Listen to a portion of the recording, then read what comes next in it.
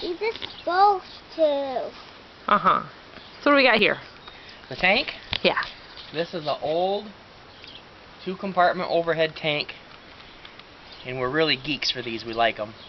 And these started This is actually a cowboy. in about It's black 1946. and A company white. named Globe made them. And on the end of them, it was stamped right in. It said Globe, Chicago, Illinois. And then at some point, I think later, Dayton bought them out because this one's a Dayton. But this is the most original, complete Globe tank I've ever found. It's a 2-compartment. If you look up in here, Mommy! I'm right here, Murdoch. Mommy! there's 2 fills in the top. And it would have had 2 glass gauges in the middle of each bulkhead on the end. And I think this one is Mommy!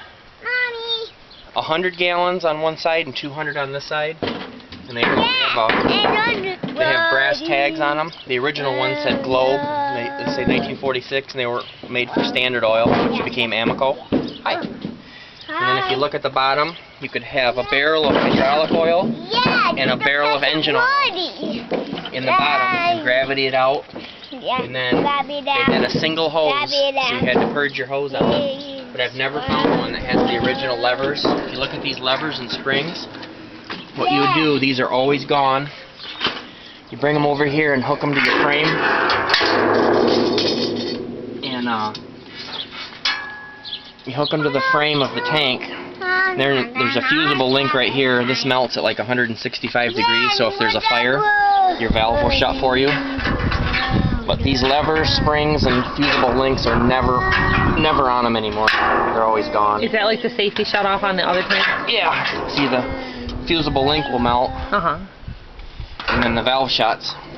So anyway, we picked this up for free. They're not really worth anything because they're old, but they never go bad. Most overhead tanks go bad eventually because the condensation gets to them. These, I've never seen one go bad because the condensation just comes out, and the tank's always clean. So if you look at these tanks, the newer style, the fuel comes out a little bit above, so there's always a little skim of moisture in the bottom of these tanks, and they rust them out.